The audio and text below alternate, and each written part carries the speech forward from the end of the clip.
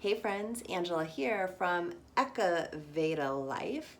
And right now, as I look at myself in this video, I feel like I'm tapping into my inner Ellie. If you don't know who Ellie is, I'm having her on the podcast this week. You should totally check her out. But she's all about living vibrantly. I feel like she's always got like her stack of chains on today.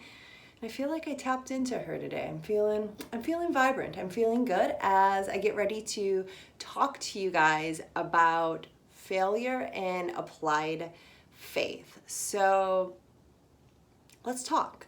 Let's first talk about failure, right?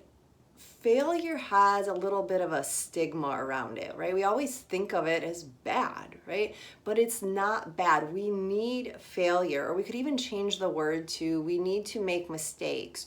We need to have hiccups. We need to have those bumps to grow and learn to get where we want to be and to get what we want to have. So me, for example, if you're new to me, you don't know anything about me, I once upon a time owned a yoga studio. And this yoga studio, I wanted it for so long. This is what I wanted since I started teaching yoga, because I wanted to create a space that really honored everybody's unique body types. Because I know that I went to yoga, and even with practicing for several years, there's a lot of times where the yoga classes didn't feel good or right in my body, and I felt just really uncomfortable with the community that was there. So I wanted to create a space. Like, it was very, very important to me to create a space where people felt safe and comfortable being them, right? And that's where I brought in the Ayurveda. So Ayurveda is this ancient wisdom. It's known as the sister science or the medical side of yoga. And it really teaches us about our own unique body types. So you'll see in my online programs and my membership site and my coaching, right, I do everything through the lens of Ayurveda because we are all unique. So it is never a one size fits all situation, right? We all need a little something different. So I try to teach my clients how to tap into their strengths and then also recognize their weaknesses. But anyway, long story short, right, I opened this yoga studio and I thought this is all that I wanted. And it was really hard and it was really stressful. Not to mention, I flooded 1 year into business, meaning that I had to shut down again. I had to tear everything up, the brand new floors, brand new wall. And then I started going again, building up clients. And then I flooded again, right? And it was, it's a long story, but it was a mess. I was very stressful, or I was very stressed out. Everything was just taking its toll on me. I was not living the life I wanted. More specifically, right, I'm teaching how to live this holistic lifestyle, but I wasn't living it, right? I was able to handle the stress, but my health was failing. And I knew that I had to make a change because it was not sustainable what I was doing. So after the second flood, I decided to close the doors. And then although I closed, I'm so grateful for that experience. I took so much away from it, and that's how I am where I am today. I feel like I did not say that right. Anyway, that's how I got where I am today, right? So I'm doing what I love. I feel good. I'm living a more balanced life, right? I've created this life that is better serving me and better serving my family. So enough about me. Let's go on to talk about, how I got here and write this tool that you can hopefully take away with you as well. First, a fun fact. Did you know that Thomas Edison failed about 10,000 times before he created the light bulb? So I want you to take a moment to think about that. 10,000 times. And then he created this magnificent thing that we all use and that's going to be used forever, right? But he had to keep going 10,000 times. I bet you, I don't want to say this, maybe I'm going to say it. I bet you $1 million, right? You have not failed 10,000 times before you achieve something, right? You probably gave up before that. And I'm not saying that you are a giver-upper, but I'm saying we all do it, right? It's very hard to keep going after we fail, or to take a step back and to look at our failure, our mistake, our hiccup, and to see what we can take away from that, right? So our failures, though, they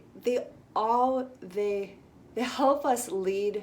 They can help us lead. I cannot talk today. Our failures, they are what helps lead us to our success, but only if we are paying attention to those failures and what they have to teach us. Right now, most people quit after one try or even quit before they start to do something due to the fear of failure. So how do we hang on when things get bumpy or challenging? How do we get back up when we feel like we've lost it all? How do we even start when we are fearful of a potential outcome, right? The one we don't have. So if we go back to my studio experience, yeah, I was scared about opening a studio. I was scared about the failure, but literally the worst thing that could have happened to me, right?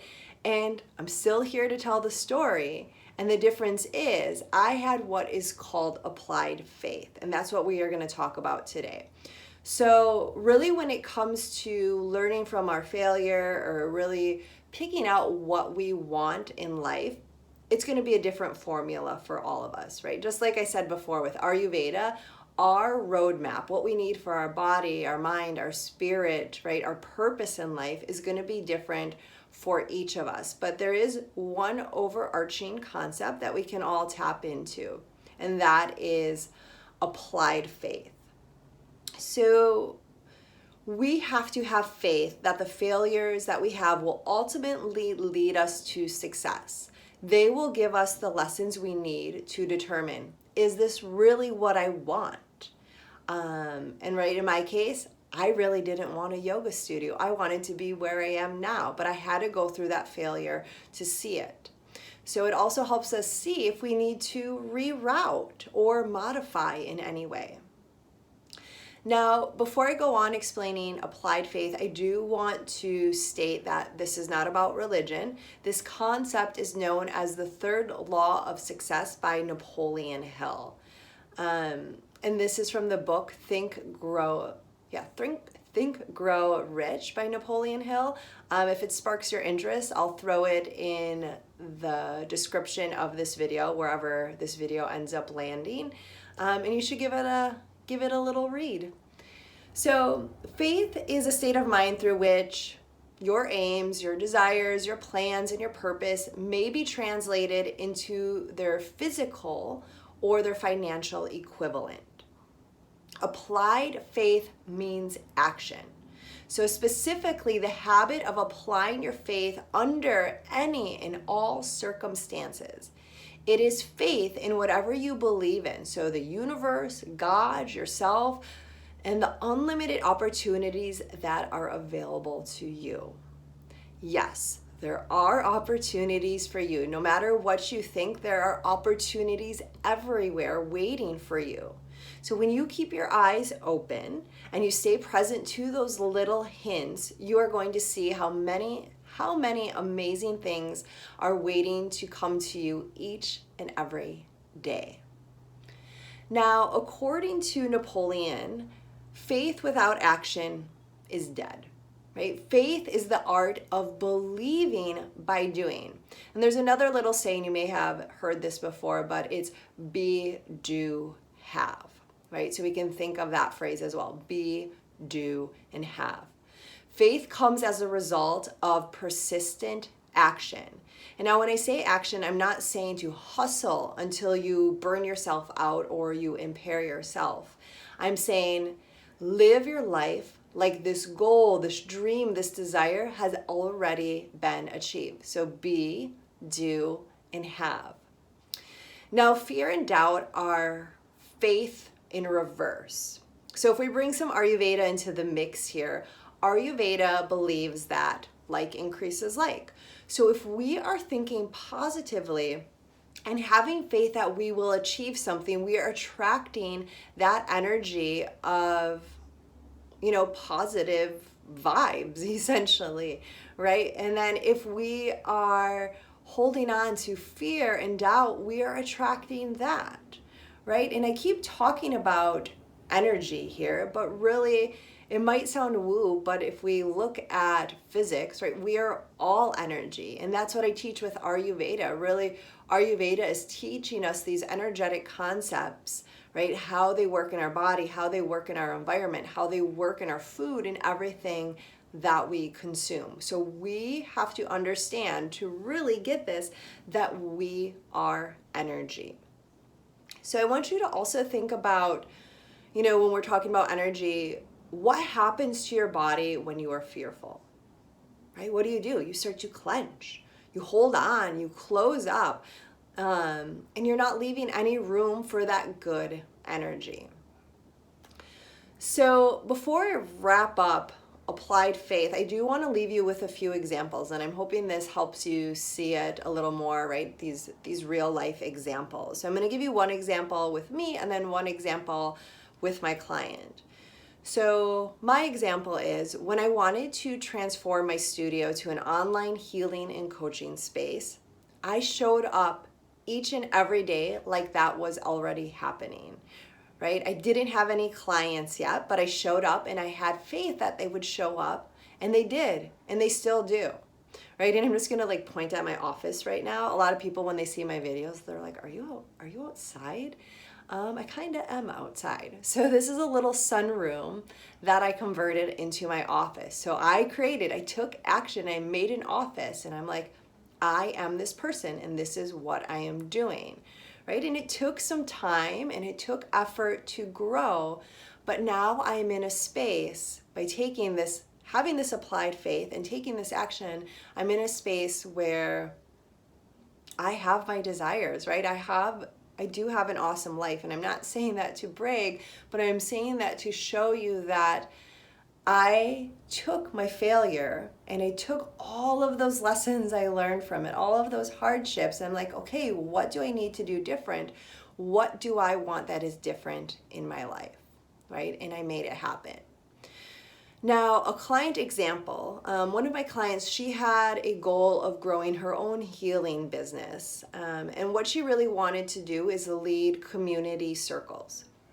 So the action that she took was simply showing up to these other gatherings, these other circles, right? To get ideas of what she liked, what she didn't like, what she wanted to do. She took action, she went, she showed up, and she started to make friends. And actually after a few weeks or a few sessions, the person that was leading that circle asked if she wanted to take over and run it. Right now, I want you to think about how quickly that happened, right? Where mine was a little longer, a little drawn out, a little more dramatic with the studio stuff, right? My client, she simply showed up to what she wanted, to learn more. She didn't do anything. She just showed up. She had that energy of showing up and wanting to receive. She had that faith that it was going to happen, and someone just asked her to do it.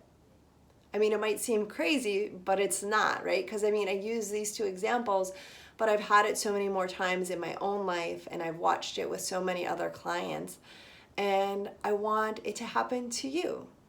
So I really hope that this has been a helpful video. It helps you feel a little more motivated. I hope it helps you have a little more faith in whatever you're doing or trying to achieve.